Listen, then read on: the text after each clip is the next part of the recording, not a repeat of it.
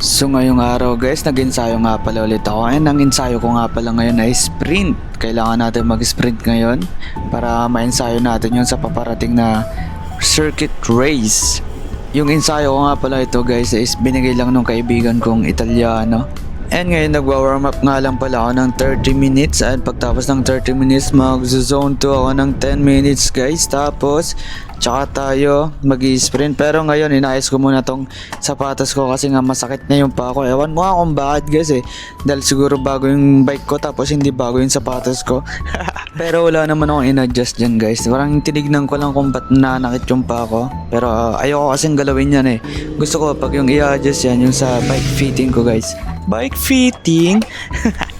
And dito inumpisan ko na nga rin pala yung sa 10 minutes na zone 2. Pero hindi ko na kung ano yung zone 2 ko kasi nga 5 years ko nang hindi alam. Last na zone 2 ko is 5 years ago pa guys. At saka kahit alam ko yung zone 2 ko guys is wala rin naman silbi kasi nakalimutan ko yung heart rate ko. Nakalimutan ko ilagay guys. Kaya ang ginawa ko na lang dito guys is maintain ko lang yung gusto kong maintain. Yung maintain ko dati ganun sa zone 2 zone 2. Kaya medyo tinutulinan ko rin guys kasi para magising-gising yung mga muscle ko sa legs.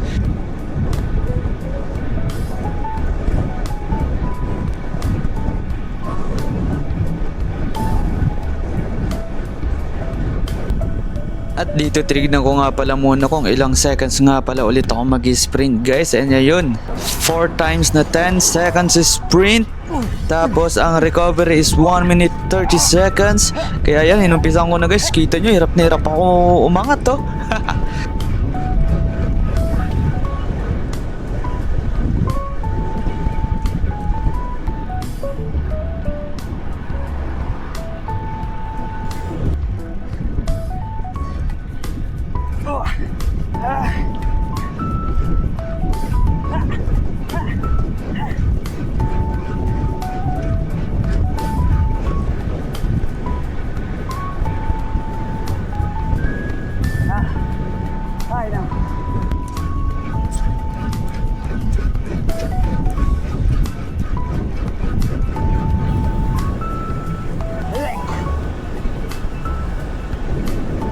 Kita nyo guys, natapos ko yung 4. Grabe, nasusuka-suka pa ako. Tapos hirap na hirap ako. Pero ngayon guys, recover ulit tayo ng 5 minutes bago tayo mag-sprint ng 15 seconds na 4 na beses. Ang recovery is 1 minute 30 seconds pa rin guys. So watch this.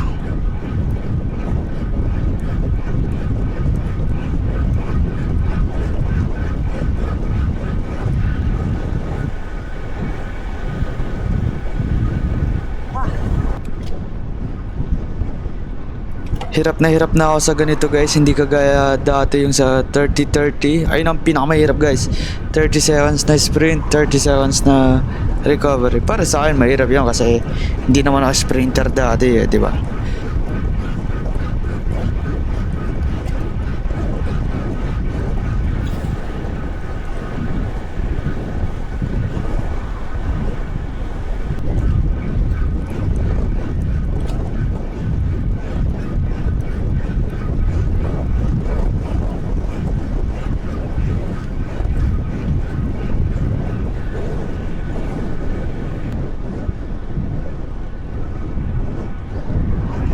And ito nga pala yung last sprint ko. Bigay todo na ako lahat dito guys. Kasi nga patapos na yung aking vlog. Kaya sana nagustuhan nyo. Please like, comment, share, and follow me. Thank you guys. Thank you everyone. Thank you for watching this video. Good night.